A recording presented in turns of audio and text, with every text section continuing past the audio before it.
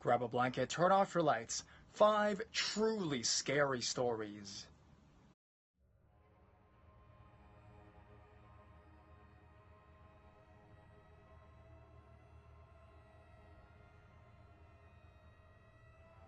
Doppelganger in my bed. Previously, I posted a timeline about all the paranormal encounters I had in a college dorm. Some of you were interested in my story about a doppelganger that was on the timeline. In actuality, I suppose we saw this thing relatively often, which was horrifying. At first, we thought it was our eyes playing tricks on us. Sometimes, my roommate and I would see a shadow person. I suppose it wasn't, since it would take a shape in the room, with its legs peeking out from behind our open wardrobe door, where we set up a sort of changing area. It was my wardrobe and it had a mirror. We would normally open the doors and change behind them. We would see each other's feet under the door to know someone was using the wardrobe or mirror, but sometimes my roommate or myself weren't actually there. For example, I would be in class, but my roommate would see my feet under the door, and vice versa. The legs would change color.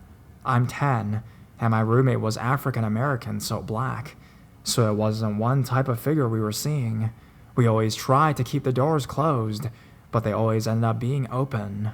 I suppose that was the first encounter with the doppelganger or shapeshifter or shadow man. I don't know what to call it, but it made our lives hell for that year. After this next encounter, we didn't see much of the doppelganger, or at least pretending to be us. This encounter was from my roommate and scared her so much that she left school for several days. My roommate and I would always stay up pretty late. She would always stay up later than me, though. She would be up until 3 a.m., and I would usually try to be in bed by 1:30 a.m. at the latest. Our beds were extremely close to each other and were the same height, both twin beds, about 2.5 feet off the ground, and her bed was less than a foot from mine. Our beds were arranged in an L shape, with the foot of her bed at the head of my bed. She always had full frontal view of my bed. When we would be up at night, she would normally have her desk light on. It was your standard desk light. It was bright enough to illuminate her bed and cast a fairly bright glow onto mine. We would always talk to each other even if we hadn't bothered to turn on the light. One night, I came into the room at 12 a.m., midnight. I'd just gotten back from a campus building. It closed at midnight, and I went into the room to pick up a couple things before going over to my boyfriend's house. My roommate was on her bed with her desk lamp on. She was reading a book. She puts her book down when I came into the room. We talked to each other for about 15 minutes while sitting on our beds. I was waiting for my boyfriend to pick me up at the dorm. I told her I would be leaving for the night. I made sure to make my bed. The wall had a habit of peeling. I always had my sheets flat, so I wouldn't get paint chips into falling into my bed. I left with my boyfriend, while my roommate went back to reading her book. At around 7 a.m., I get a phone call from my roommate, and she sounds a little panicky. I'm half asleep at my boyfriend's house, and I step outside his room to answer the phone. About an hour after I left for his house, my roommate was still reading her book with a desk light on. She saw the door to the room open out of the corner of her eye. A figure that was my height and build crossed the room, climbed into my bed, pulled the covers up to her ears, curled up into the fetal position, which was how I normally slept, and faced the wall with its back to my roommate. Facing the wall is something I never do. I always sleep with my back to the wall, so I can survey the room and talk to my roommate. My roommate only glanced up from her book for a moment to see this figure walk in. According to her, the figure generally avoided facing light directly. My roommate assumed it was just me getting into bed. She thought it was strange because I always change my clothes and definitely take my shoes off before I get into bed. She tried to look at the face, but the figure was determined to keep facing the wall. She tried talking to it for about 15 minutes, trying to get it to turn around to talk, still thinking it was me. My roommate told me that she said to the figure and asked, "Hey, what's wrong? Did your boyfriend do something stupid? Are you feeling okay?" But the figure stirred and didn't even respond, just pure silence. At that point, my roommate was feeling uneasy. She didn't know if I was mad at her and ignoring her for asking questions. The whole situation, it was strange, because I am very open with her and I tell her everything, so she was very confused at my behavior. Thinking I was annoyed by her, she put her book down, turned out the light, and eventually went to bed. When she woke up in the morning, I wasn't there. She went to breakfast at the neighboring dorm building, thinking I would be there, since she thought she saw me last night. When she didn't see me there, she called me. I told her I was still at my boyfriend's house, and I had been there since we talked a little after midnight. My roommate went into full panic mode, and so did I. After hearing about the thing in my bed, I ran the mile from my boyfriend's house back to the dorm. After that, I tried to be in my bed at night, because I hoped to keep the thing away. Like if I was there, then maybe it wouldn't copy me. I also checked the dorm room door, thinking it could be someone playing a prank.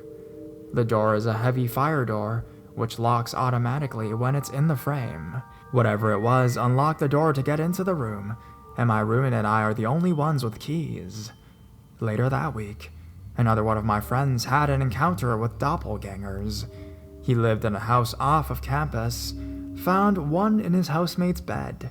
He saw a figure in the bed, same size, shape, etc. as his housemate, and proceeded to rip the sheets off the bed to mess with him. There was nothing under the sheets. This house was about 200 feet from where I lived. Not sure if the doppelganger is related to the Shadow Man from my dream in my previous post, but I think it would make sense if it was some kind of shapeshifter. I still don't have any real answers as to what it was, but I am glad that whatever it was left me alone, and hopefully stopped pretending to be me and my roommate.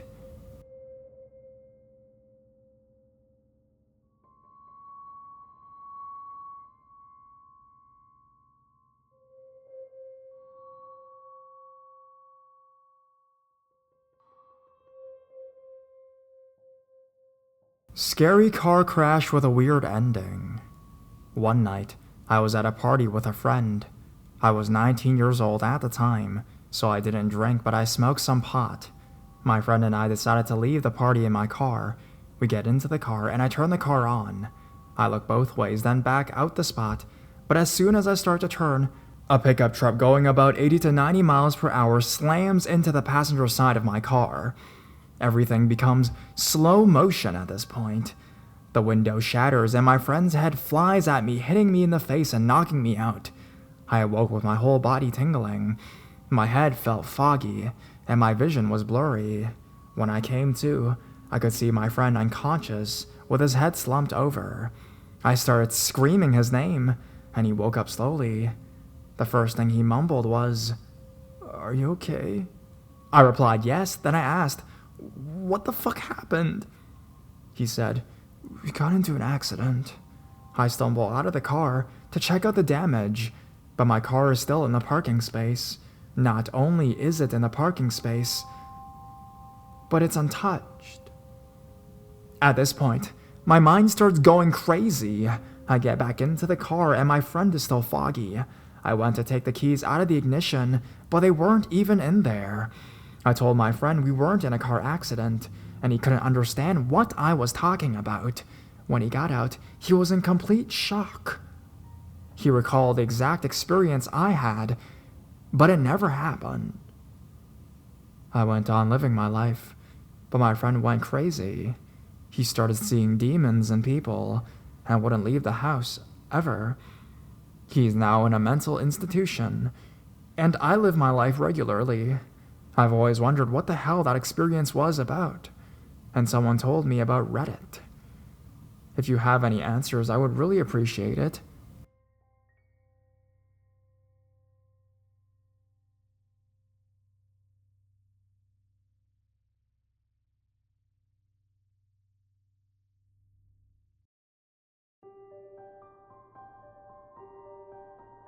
Runnin' with a Duend.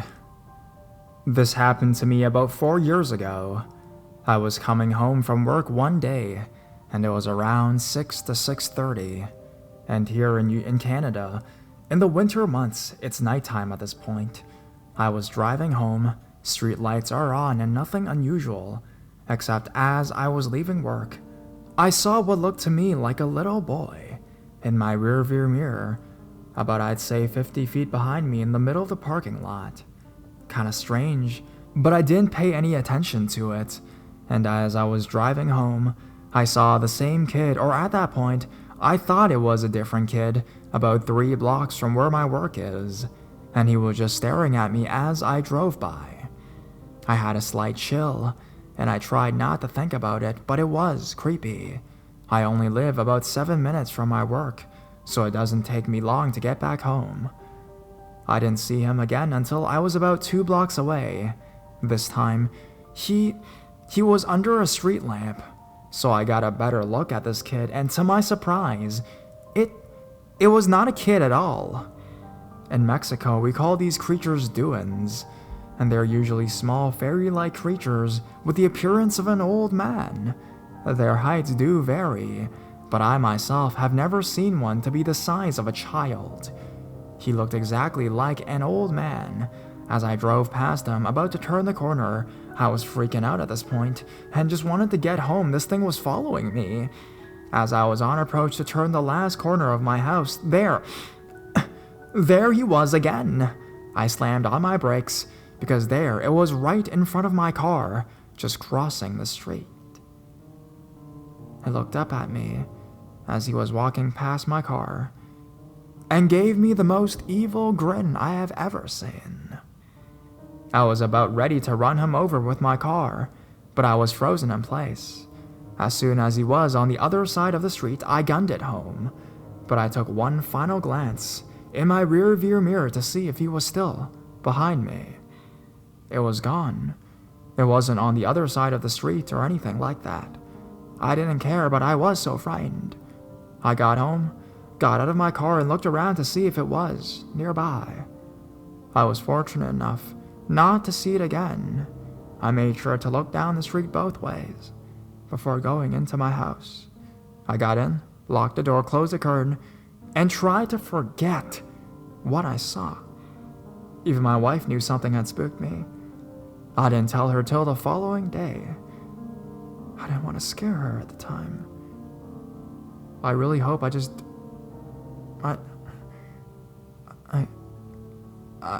don't see it again.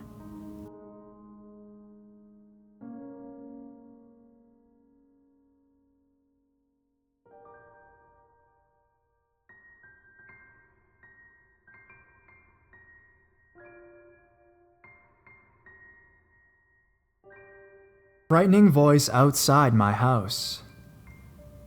This happened several years ago, between semesters while I was going to college.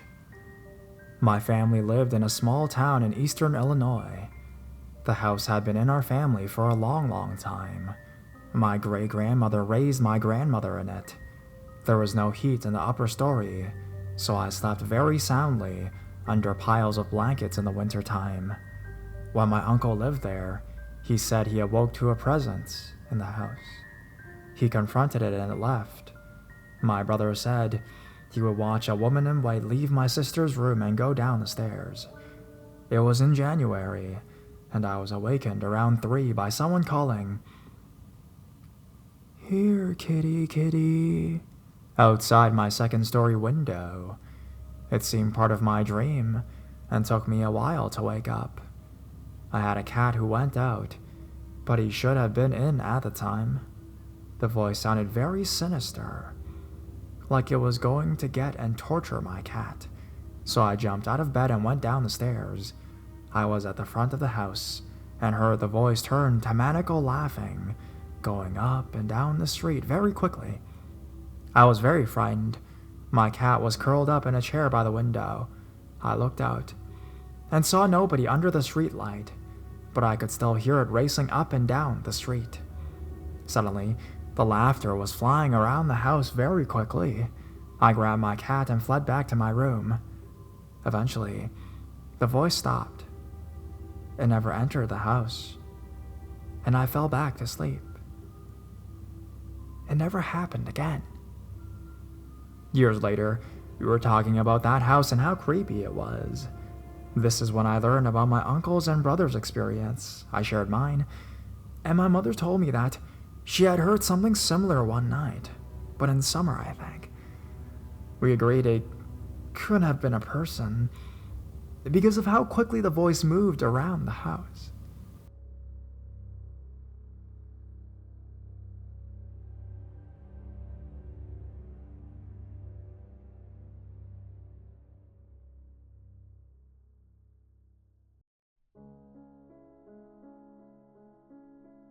My experiences with skinwalkers. First off, I would like to remind whoever is reading this that all these stories are 100% true and have happened to me personally, so there is no lying here. Also, I don't know why, but I feel almost compelled to tell my experiences, and I hope someone can relate to them or get a kick out of them. I have had run-ins with skinwalkers on 3 separate occasions. Let me tell you, they are not easy to talk about, let alone write about, because just thinking about it gets me scared again. So I will tell you about the first time I ever saw one, which happened to be the first time I even heard of one. First off, a little background about myself. I live in Utah, and all the experiences happened while I was still living at home with my parents. I grew up about an hour outside of Salt Lake City in a farming country, so I was raised on a farm. Growing up, I used to go hunting with my dad and brothers 4+ times a year. So between hunting, camping, and growing up on a farm, I know my animals. Now to start the story, it was 7 years ago in late October. I was 18 years old, and my boyfriend, now husband, was 21 years old. For the sake of being private, we'll call him Rob. He's half Spanish, half Irish. One thing to note about Rob is he is a pretty big boy, 6 feet tall, 260 pounds football star. He lived all the way in Salt Lake, but he would drive up every day after we both got off work to see me. He was a trooper. Well, one night, he wasn't feeling too good, so he decided to take off a little earlier at 3 a.m. We walked out my back door to the front of the house where his car was parked. The moment we walked out the back door, the smell consumed us. It smelled like rotten meat. Rob commented that the country air stunk more than usual. I remember thinking maybe a cow had died earlier in the day and we didn't know about it. But it smelled like it had been decomposing for weeks.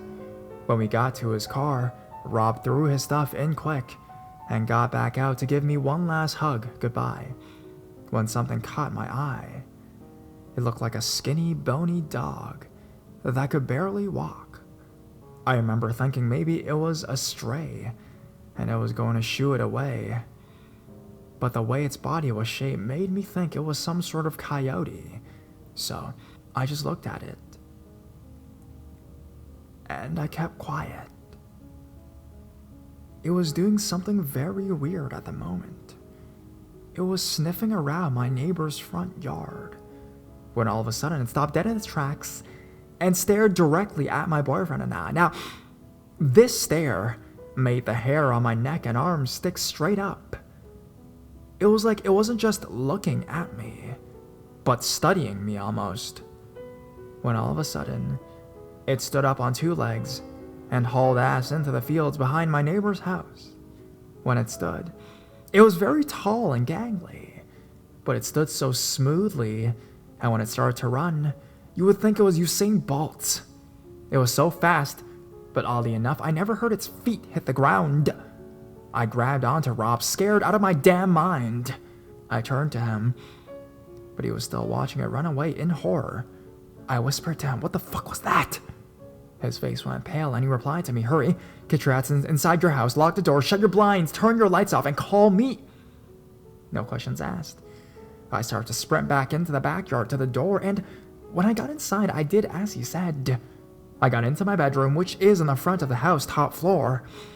I peeked out my window, and Rob's car was already out of sight.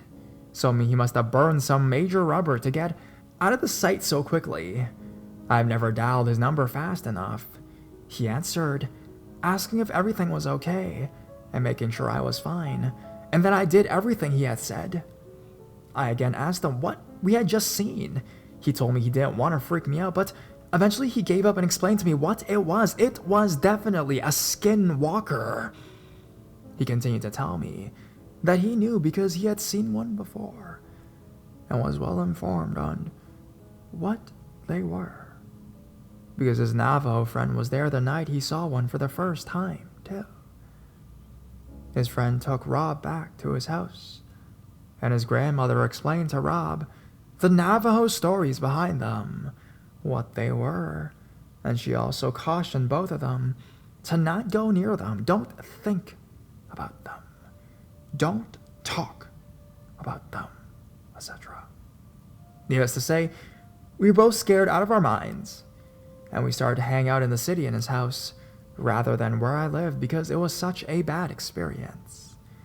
7 years later, we are married now and living in the city. We don't talk about what happened that night unless it has to be talked about. And when we do, we both get pretty frightened. I will post later about my other encounters, and maybe I'll convince my husband to let me put his story on here. What do you guys think? Skinwalker? Man, bear, pig? LOL.